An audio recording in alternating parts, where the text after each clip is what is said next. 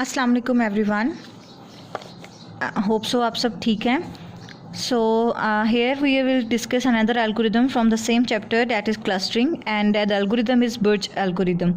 The Birch algorithm, here is a Birch, it stands for P is a balance, I is iterative, R is reducing, C is a clustering using hierarchy. ठीक है, तो overall अगर I will read this, balance, iterative, reducing, clustering and hierarchy. ठीक है, ये एक ऐसा algorithm है जो हमें हेल्प करता है, टेक्निक है कि यूक्लिडियन डिस्टेंस की बेस पे हम फाइंड आउट कर सकें कि how many clusters, how many samples are move to the that particular cluster, और एक हायरार्की की फॉर्म में हम उसको मर्ज करते जाएंगे, लाइक जिस तरह हमने पीछे हायरार्किकल क्लस्टरिंग को देखा था. And this algorithm is sufficient to find out, to deal with the outliers के साथ स्टडी करने के लिए. ये इसमें जो हम बर्च एल्गोरिदम है वो डिपेंड करता है हमारे CF के ऊपर, यानी क्लस्टरिंग फीचर के ऊपर, फीचर वेक्टर के ऊपर और उसके ट्री के ऊपर. इसके एल्गोरिदम फेज होते हैं. एल्गोरिदम फेज आपने बुक से रीड करने हैं, दैट इज पेज नंबर 274. आपने उसको वहाँ से रीड करने हैं. उसके फेजेस क्या होते हैं? पहला फेज ये होता है कि हम पहले स्कैन करते हैं पूरे डाटा को और initial built in memory tree बना लेते हैं. उसके बाद हम ट्री को डिज़ायरेबल साइज़ में बिल्ड करते जाते हैं, स्मॉलर पार्ट्स में इसको डिवाइड करते जाते हैं, और स्मॉलर पार्ट्स में डिवाइड करने के बाद फिर ग्लोबल क्लस्टरिंग की जाती है और फिर क्लस्टर की रिफाइनिंग की जाती है. यानी देयर आर 4 स्टेप्स जिधर से हमने इसको क्रॉस आउट करना होता है. तो आपने इन स्टेप्स को अच्छे तरीके से पढ़ना है. पहले स्कैनिंग, फिर बिल्डिंग अ ट्री, और फिर उसके बाद उसकी ग्लोबल क्लस्टरिंग एंड ओवरऑल उसके ऊपर रिफाइनिंग, क्लस्टर्स को रिफाइन करना, कि देखने के लिए, टेस्टिंग, वैलिडेशन करने के लिए कि okay there cluster sample point जिस क्लस्टर में होने चाहिए उसी क्लस्टर में, और देयर इज एनी आउटलायर्स और नॉट आउटलायर. अब देखने के लिए कि हम यहाँ क्या करते हैं, तो बर्च एल्गोरिथम में क्या होता है कि हम वो क्लस्टर्स, जो आपको भी पता है क्लस्टर किस बेस पे बनते हैं, वो वाले डाटा पॉइंट्स जो एक दूसरे के बहुत बहुत करीब होते हैं उसको हम एक क्लस्टर का पार्ट बना देते हैं, और जोन से डिस्टेंस, जिसके बेस पे क्लस्टर्स का डिस्टेंस जिसका कम होगा उन क्लस्टर्स को मर्ज करते जाएंगे. अब यहाँ पे CF ट्री बनाने के लिए हम कौन से पैरामीटर यूज़ करते हैं? हर क्लस्टर फैक्टर में हमें कितने पैरामीटर चाहिए? तो यहाँ ट्रिपल कंस्ट्रेन है. ट्रिपल कंस्ट्रेन का मतलब हम हर एक क्लस्टर, यानी एक ये क्लस्टर बन रहा है, एक ये क्लस्टर बन रहा है. इस क्लस्टर को अगर मैं रीड करूं सैंपल्स को, तो पहला सैंपल है 3 से 4 की तरफ, तो देयर इज़ अ 3 और यहाँ से आ गया 4, तो ये पॉइंट आपके सामने आ रहा है. इन रीडिंग्स को रीड करते हुए ये सैंपल बन रहा है और इस क्लस्टर्स को रीड करते हुए ये सैंपल्स बन रहे हैं. तो हमारे पास ये CF है और एक ये CF है. अगर इन दोनों CF का डिस्टेंस हमारे पास बहुत कम आ रहा है तो वी कैन मर्ज दिस, दोनों CF को मर्ज करेंगे. लेकिन पहले हमें देखना पड़ेगा कि what is a cluster feature, कैसे हम कैलकुलेट करें सिंगल क्लस्टर के लिए. तो यहाँ हम क्या करेंगे कि एक N लेंगे, total number of sample, LS sum of the, LS क्या है हमारे पास? Sum of data points. ठीक है, और SS क्या है? Sum of square of data point. ठीक है, जो डबल S है सम ऑफ स्क्वायर, और ये लीनियर हमारे पास पॉइंट आ रहा है. उसके बाद अगर हमारे पास मल्टीपल क्लस्टर है, हम हर क्लस्टर को टेस्ट करेंगे, और अगर उसको मर्ज करना है इनटू द फाइनल वन, तो हम इन दोनों को ऐसे CF में CF1 प्लस CF2 करके आगे CF3 जितने भी मर्ज होंगे हम उसको इस तरीके से एग्जीक्यूट करेंगे. सबसे पहले इस सैम्पल्स की बात करते हैं, दैट इज़, तो अगर टोटल सैम्पल्स कितने हैं हमारे पास CF में, सपोज ये CF1 है. ठीक है, ये आपके पास CF1 है. कितने सैम्पल N है? 1 2 3 4 5. तो मेरे पास यहाँ पे जो है आपके पास 5 एल्गोरिथम आ रहे हैं, तो N is equal to 5. LS मेरे पास अब क्या होगा? लीनियर सम 3 + 2 5, 3 + 2 आपके पास 5 हो गया, 5 + 4 9, 9 + 4 13, 13 + 3 16. ठीक है, इसी तरह इसको प्लस करते हैं, 4 + 6 10, 10 + 5 15, 15 + 7 आपके पास बनता है 15 + 7 आपके पास बनता है 22, 22 + 8 आपके पास बना 30. अब यही हम SS के साथ बात करते हैं. अब स्क्वायर लेना है 3. ठीक है, तो हमारे पास 3 का स्क्वायर, ओके, 3 का स्क्वायर प्लस 2 का स्क्वायर प्लस 4 का स्क्वायर प्लस 4 का स्क्वायर प्लस 3 का स्क्वायर, तो आपके पास आंसर आता है 54. इसी तरह मैं यहाँ पे भी कैलकुलेट कर लेती हूँ, आपको यहाँ नज़र आ रहा होगा. तो यहाँ पे 4 का स्क्वायर प्लस 6 का स्क्वायर, तो मैं डायरेक्ट ले रही हूँ.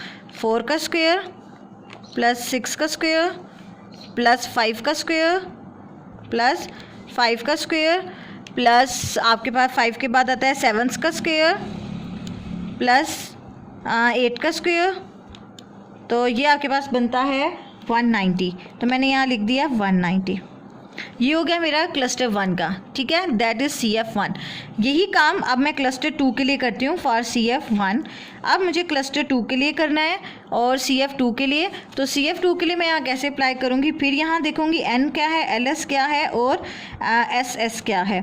N यहाँ पे भी मेरे पास 5 है, सो लेट वी कैलकुलेट जो LS है 6 + 7 + 7 + 8 + 8 और ये आपके पास बन गया 36।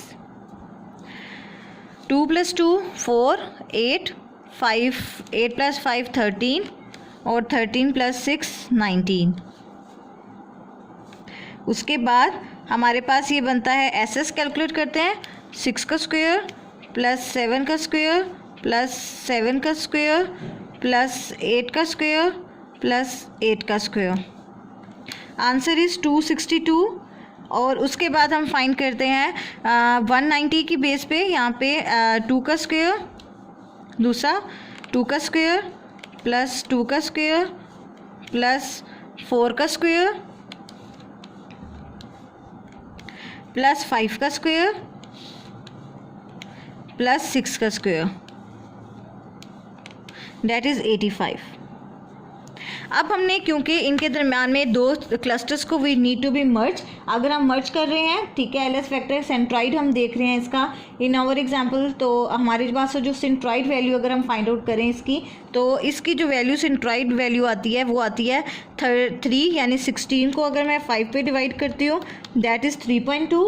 और ये ठीक है, क्योंकि ये सम है ना, तो इसको 5 पे डिवाइड करूँ, मीन निकालूँ, तो 16 और डिवाइडेड बाय 5 और 30 डिवाइडेड बाय 5, तो मेरे पास आएगा 3.2 और ये मेरे पास आएगा 6 5 से 30 होता है, तो ये दिस इज सेंट्राइड। इसी तरह मैं 36 को 5 पे डिवाइड करूँगी, देयर इज़ 7.2 और मैं 19 को 5 पे डिवाइड करूँगी क्योंकि हमें सेंट्राइड निकालना है ना, तो 19 को 5 पे डिवाइड करूँगी तो डैट इज़ 3.8, 3.2 और 3.8। अब यहाँ ग्राफिकल रिप्रेजेंटेशन अगर हम देखें तो सेंट्राइड जो है वो इज़ करेक्ट है।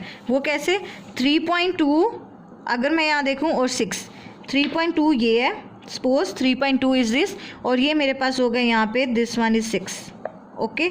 अगर मैं इधर देखूँ 7.2 और 3.8, तो 7.2 ये है और यहाँ से मैं दूसरा देखती हूँ तो आ जाता है 3.8, तो 3.8 यहाँ किया तो ये सेंट्राइड, यानी इसका मतलब वो जो सेंट्राइड है उसके इर्द गिर्द ही सैंपल लाई कर रहे हैं, ये दोनों ओके हैं। अब हम इन दोनों को obtain instead of the original data cluster हम इन क्लस्टर्स को मर्ज कर सकते हैं। तो मैं क्या करूँगी, जो आपका CF है इन सबको इकट्ठा करके लिख दूँगी, CF1 ठीक है प्लस CF2। अब इसको इकट्ठा करके कैसे लिखना है, N1 + N2, तो N1 + N2 मैंने क्या लिखा 10।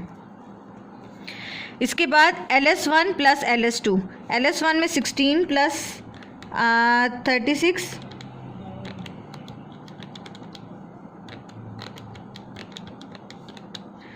ठीक है 52 और 30 + 90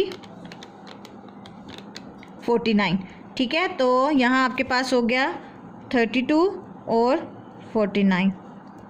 और जब मैं यहाँ SS1 + SS2 को करूँगी तो 54 + 2 62, 54 + 2 62 316 और 190 + 85, तो मेरे पास बना 275। तो इस तरीके से मेरा ओवरऑल क्लस्टर बनेगा। दैट इज़ क्लस्टरिंग जो है वो ठीक हुई हुई है, सेंट्रॉइड में ही आ रहा है, सेंटर पॉइंट पे रन कर रहा है। तो ये आपका सेंट्रॉइड डिफाइंड हो रहा था, ठीक है, दैट इज़ सेंट्रॉइड यानी M1 और ये आपका हो गया M2 और there is a centroid point और उसी के इर्द गिर्द आपके सारे सैंपल्स रिलाई कर रहे हैं। इसके अंदर आपने जो एल्गोरिदम को प्रिपेयर करना है वो आपने इस डेफिनेशन बच की, क्यों हम आउटलायर के साथ इसको डील करते हैं, इसके फेसेस कितने हैं, उसके फार्मूलाज ये हैं और एक कॉमन एग्जांपल लेके इसको आपने एज अ थ्योरेटिकल इसके लिए वर्किंग करनी है और थ्योरेटिकल इसको प्रिपेयर करना है और बताना है कि सेंट्रॉइड की बेस पे, क्योंकि सेंट्रॉइड इसके राइट है और उसके इर्द गिर्द ही क्लस्टर पॉइंट रिलाई कर रहे हैं, तो हम इन दोनों को जो है वो मर्ज कर सकते हैं और अप्लाई कर सकते हैं। तो आपने इसको अप्लाई टेस्ट याद करना है फॉर थ्योरेटिकल वर्जन के लिए लिए भी और अगर शॉर्ट क्वेश्चन के लिए आ जाता है तब भी, कि आपको क्लस्टरिंग फीचर्स का पता हो और कैसे हम इसको थ्री ट्रिपल कंस्ट्रेंट्स को यूज़ करते हुए इसके हम मर्जिंग कर सकते हैं। ओके, जो चीज़ आपको समझ नहीं आएगी आप मुझसे पूछ सकते हो। टेक केयर, खुदा हाफिज़।